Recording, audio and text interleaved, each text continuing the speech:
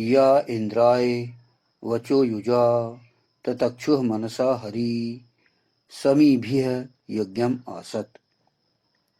जिसने इंद्रियों को वश में करने वालों के लिए वेद वाणी से संयुक्त होने वाले दो हरित शरीर वाले मानसिक शक्ति से बनाए, वह कर्मों द्वारा यज्ञ को व्याप्त हो।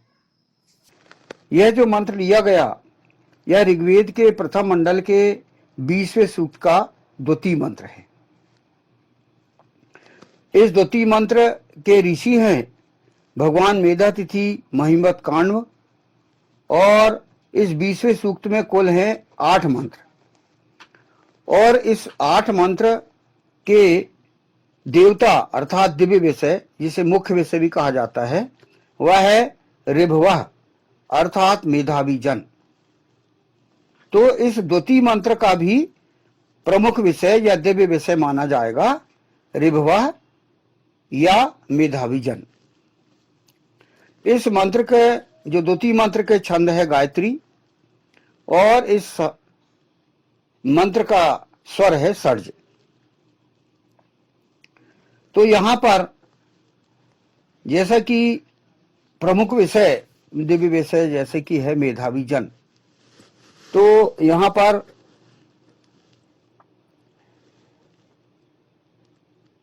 जो क्या कहते हैं, अपना वेद में एक जीवन व्यवस्था बताई गई है ईशान परम परमात्मा के द्वारा, और सृष्टि कैसे बनी और पुरुष और औरत कैसे इस सृष्टि में आए, तो इस मंत्र में यहां पर ये बताया गया है। लोगों के मन में हमेशा विचार आते रहता है कि दुनिया कैसे बनी, तो यहां पर इस मंत्र में ईश्वर ने बताया है, जैसे कि यही मंत्र ऋग्वेद के प्रथम मंडल के 20वें सूक्त का द्वितीय मंत्र है, जिसको मैं पुनः पढ़ता हूं। या इंद्राय वचो युजा ततक्षुः मनसा हरि। इसका हिंदी अनुवाद है, जिसने इंद्रियों को वश में करने वालों के लिए वेद वाणी से संयुक्त होने वाले दो हरित शरीर वाले मानसिक शक्ति से बनाए। है ना, क्या है? इंद्रियों को वश में करने वालों के लिए, जो चाह रहे हैं कि अपनी इंद्रियों को जो वश में करना चाहते हैं, उनके लिए एक व्यवस्था दिया है ईशान परम परमात्मा ने, ईश्वर ने। तो यहां कहा कि दो हरि शरीर वाले मानसिक शक्ति से बनाए, वेद वाणी से संयुक्त होने वाले। तो जो ईश्वर ने, ईशान परम परमात्मा ने, यहां पर सतपथ ब्राह्मण का एक उदाहरण दिया जा रहा है। जैसे कि यहां पर बताया गया है कि जिसने इंद्रियों को वश में करने वालों के लिए वेद वाणी से संयुक्त होने वाले दो हरि शरीर वाले मानसिक शक्ति से बनाए। अभिप्रेत है परम पुरुष जगदम्बा। दो हरि शरीर वाले मानसिक शक्ति से जो बनाए गए हैं, वह है सृष्टि के प्रथम पुरुष, परम पुरुष, जिनको भगवान विष्णु का नाम दिया गया है, और उनकी पत्नी जगदम्बा। दो हरि शरीर वाले मतलब परम पुरुष और जगदम्बा। तो यहां सतपथ ब्राह्मण जो ग्रंथ है उसका उदाहरण दिया गया है। इसमें लिखा है, सा वै नैव रेमे तस्माद् एकाकी न रमते सा द्वितीयम इच्छत सा हा एतावानास यथा स्त्री पुमांसौ परिष्वक्तौ सा इममेवात्मनं द्विधा पादयत तथा पतिश्च पत्नी अभवताम ततो मनुष्या अजायंत। यह उदाहरण लिया गया सतपथ ब्राह्मण 14:3-4-3। तो इस सृष्टि का निर्माण जो प्रथम पुरुष और प्रथम नारी का यहां पर शतपथ ब्राह्मण में ये बताया गया है ना। वे जो है जैसे कि नासदी सूक्त है, ऋग्वेद में नासदी सूक्त है, तो उसमें भी ये बताया गया कि पहले ना सत था ना असत था, है ना ग्रह ग्रहांतर भी नहीं थे। ये उस नासदी सूक्त में इसका ऋग्वेद में बताया गया पहले। तो उसी से संबंधित यहां पर परम पुरुष और जगदम्बा का यहां पर बताया गया कि जब सृष्टि में कोई नहीं था तब पुरुष का प्रक्षेपण हुआ, अवतरण हुआ सवई नरे में। तो उसका जो जैसे ही प्रक्षेपण हुआ परम पुरुष का, तो उसकी इच्छा रमण करने की हुई कि भाई कोई हो, तस्माद एकाकी न रमते साधोतियम इच्छत। वह जो है एकाकी रमण नहीं कर पा रहा था, साधोतियम इच्छा, उसने द्वितीय की इच्छा की। जब प्रथम पुरुष जब यहां पर प्रक्षेपित हुआ तो जो उसी व्यक्ति की जो प्रथम पुरुष है उसकी इच्छा हुई कि कोई दूसरा हो, कोई दूसरे की इच्छा की। तो ईश्वर ने उसी के ही शरीर से, पुरुष के ही शरीर से, वाम अंग से मतलब बाएं अंग से एक विक्षेपण हुआ जो कि नारी का था। इसलिए कहा गया है स एतावानास यथा स्त्री पुमांसौ परिष्वक्तौ स इममेवात्मनं दुधापाद यत ततः पतिश्च पत्नी अभवताम ततो मनुष्या अजायंत। तो प्रथम पुरुष और प्रथम नारी का ईश्वर के माध्यम से, ईश्वर के प्रेरण से जो हुए तो वो पति पत्नी कहलाए, और फिर उनके ही मैथुनी सृष्टि से आगे सृष्टि बनी। तो यह है सृष्टि का प्रारंभ इस मंत्र में। जैसे कि बताया गया, क्या कहा गया इसमें, जिसने इंद्रियों को वश में करने वालों के लिए वेद वाणी से संयुक्त होने वाले दो हरि शरीर वाले मानसिक शक्ति से बनाए। ये वेद मंत्र में बिल्कुल स्पष्ट कहा गया है, जो कि वेद मंत्र है या इंद्राय वचो युजा ततक्षु मनसा हरि। उसका हमने यहां पर शतपथ ब्राह्मण का भी उदाहरण दिए। तो सृष्टि यहां से प्रारंभ हुई। प्रथम परम पुरुष, जिसे विष्णु परम पुरुष भी कहा जाता है, और जो विक्षेपित हुई वो नारी, वो जगदम्बा कहलाई। तो यहां पर क्या कहा कि वेद वाणी से संयुक्त होने वाले, वेद वाणी से संयुक्त थे वो, उनके मस्तिष्क में वेद की व्यवस्था थी, उनको फीडिंग की गई थी, फीड थे वो, बैकअप था, बैकअप के साथ, जैसे अपन कंप्यूटर में देखते हैं बैकअप, फीडिंग वगैरह ये शब्दों का उपयोग अपन करते हैं।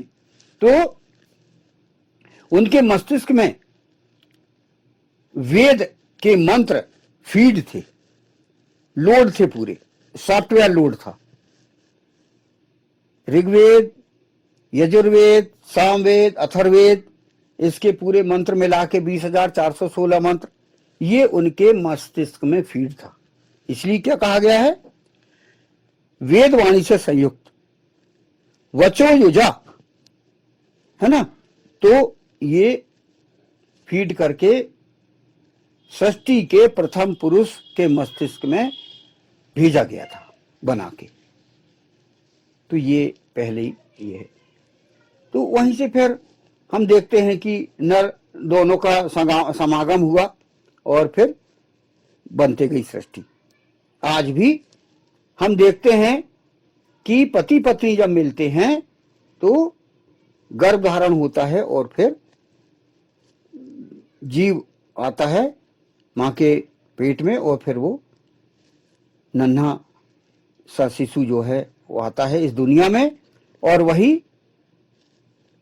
बड़ा होके और फिर हम देखते हैं कि ये सृष्टि इसी प्रकार वृद्धि को प्राप्त होती है। तो इस मंत्र में बहुत महत्वपूर्ण जानकारी हमको दी गई है। इसका अगला फुटनोट है, वह कर्मों द्वारा यज्ञ को व्याप्त हो।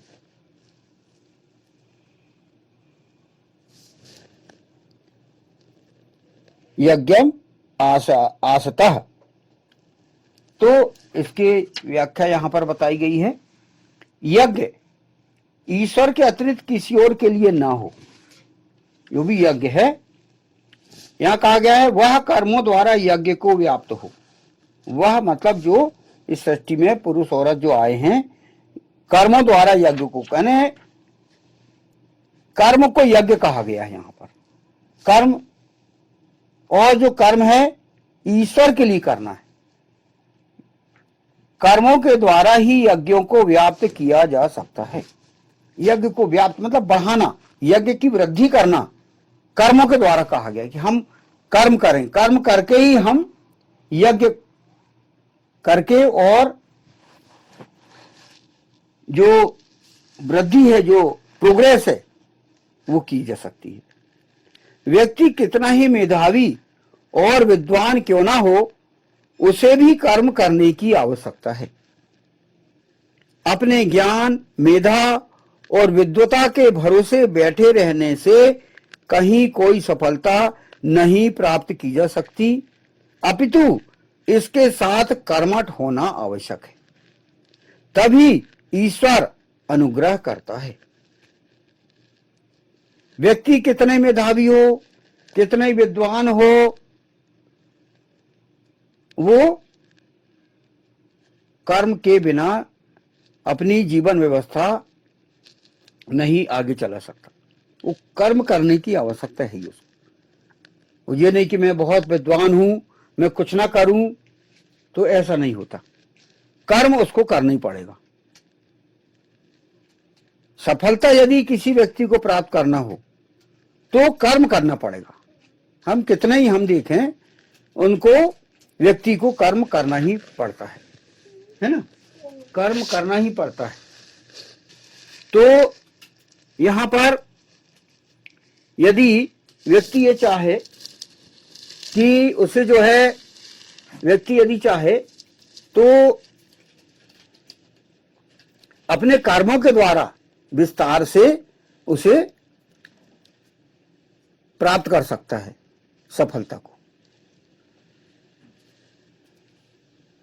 अभी ऐसे यहां पर बताया गया है कि मतलब प्रमुख विषय, ये दिव्य विषय, जैसे द्वितीय मंत्र का दिव्य विषय क्या है, मेधावी जन। तो मेधावी जन को भी कर्म करने की हिदायत दी गई है कि कर्म उसे करना पड़ेगा। कितने वो कहे कि मैं तो विद्वान हूं, मैं कुछ नहीं करूंगा, फिर भी मेरे को ये सफलता मिलना चाहिए, मुझे प्रगति मेरी होना चाहिए, तो ऐसा नहीं है। यहां पर वही कहा गया है, क्या कहा गया है, कर्मों द्वारा यज्ञ को व्याप्त हो। यदि उसे आगे बढ़ना है तो कर्म के माध्यम से ही उसे आगे प्रोग्रेस करना पड़ेगा। इसी के लिए भगवान कृष्ण ने फिर कर्मण्येवाधिकारस्ते मा फलेषु कदाचन ये कहा है। कर्म प्रधान विश्व करी राखा, जो जस करा ही जो तस फल चाखा, ये कहा है। इसीलिए हमें क्या क्या चुनना है, सत्कर्म चुनना है, क्योंकि सत्कर्म का फल मिलेगा। तो इस प्रकार ये मंत्र भी यहां पर पूरा हुआ। जिसने इंद्रियों को वश में करने वालों के लिए वेद वाणी से संयुक्त होने वाले दो हरी शरीर वाले मानसिक शक्ति से बनाए, वह कर्मों द्वारा यज्ञ को व्याप्त हो। ओम या इंद्राय वचो युजा ततक्षु मनसा हरि शर्मभि यज्ञम आसत। ओम।